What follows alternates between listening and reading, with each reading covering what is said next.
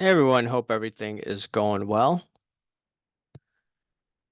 All right, I wanted to touch base on Janet Yellen. Janet Yellen is the head of the Treasury, and she used to run the Federal Reserve. And when you see them say something that may be perceived as negative, that's something you want to look at because they want to be as positive as possible because this is a confidence game. Yellen sees more commercial real estate stress losses, but no systemic banking risk. She can't say that there's going to be a systemic banking risk, but back of their heads, I do think that Yellen probably thinks that, but she can't admit that because that could create a bank run. And then it talks about Yellen, what she told the Senate Bank Committee. Let's read this. Yellen told the Senate Bank Committee hearing that the bank regulators are working with banks to address risk caused by higher post-pandemic vacancy rates for many office buildings in larger cities and higher interest rates for refinancing loans. Valuations are falling. It's so obvious that there's going to be stress and the losses are associated with this. I hope and believe this will not end up being a systemic risk to the banking system. The exposure of the largest banks is quite low, but there may be smaller banks that are stressed by these developments. She did not address the stock market sell-off experienced by New York Community Bank, which last week reported a surprise fourth quarter loss after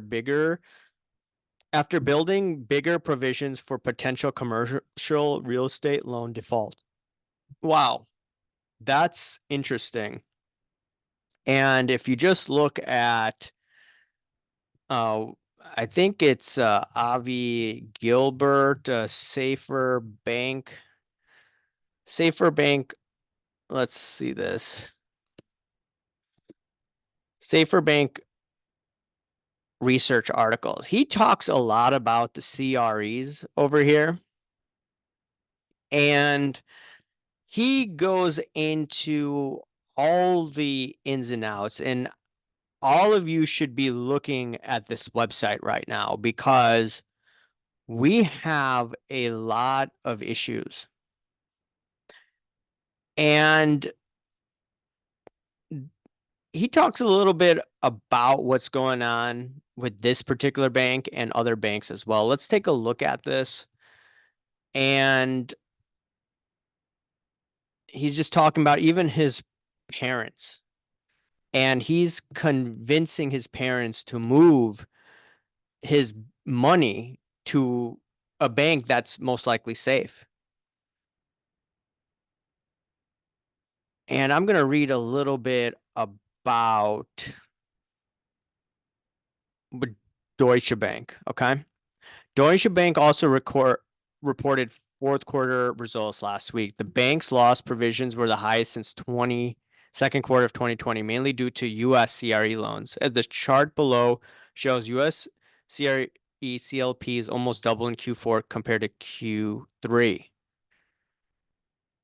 Furthermore, Deutsche Bank made the following comment regarding U.S. CRE space, which looks quite concerning. Refinancing remains main risk when loans with lower debt service coverage ratio and reduced collateral values reach maturity extension dates, often requiring modifications, including additional equity to qualify for refinancing.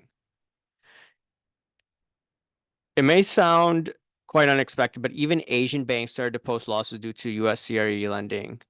Japan's Azora Bank announced that it would post its first annual loss since 2009 due to massive provisions that the banks booked due to a deterioration of US CRE credit portfolio. The bank's share price fell about 20%. Another concerning study came from the IMF. The agency has published a report saying that the US CRE real estate is currently seeing an unprecedented fall in prices. And then it shows it's the steepest in the last half a century. This is also quite interesting. He'd like to highlight the US banking regulators have changed its rhetoric regarding the banking system. The FDIC, which is usually optimistic about the banking sector and prefers to ignore red flags, has recently made the following statement. Looking more closely at the CRE portfolios, we're beginning to see concerning trends in non-owner occupied property loans. The volume of non-current, non-owner occupied CRE loans increased by 4.1 billion or 36.4% quarter over quarter. In addition, these loans had a non-current rate of 1.3% in the third quarter, up from 0.96% last quarter and 0.5% a year ago. This is the highest non-current rate reported for this loan portfolio since third quarter 2014. In addition, the Fed removed the phrase "the banking system is sound and resilient" from its latest FOMC. Moreover, Jerome Powell stated that the commercial real estate feels like a problem we'll be working on for years. It's a sizable problem. These changes in rhetoric from the FDIC and Fed may suggest that the regulators are gradually preparing markets and depositors for a banking crisis, which is likely imminent. Okay, this is Avi Gilbert. Avi Gilbert was very optimistic about the economy. He's been more right than wrong. Okay. And I follow this guy very closely. And the fact that he's harping on this and he's a technical analyst and he's pounding the door on the commercial real estate situation, this is a situation you should not take lightly. If nothing happens, that's great. We can move on, but prepare. Look at banks that have great balance sheets. And I'm not going to tell you what bank to look at, but regional banks, I would not have my money in there whatsoever. Whatsoever that's exposed to commercial real estate. Okay. Anyways, let me know your thoughts on this, and I'll talk to you later. See ya. Bye.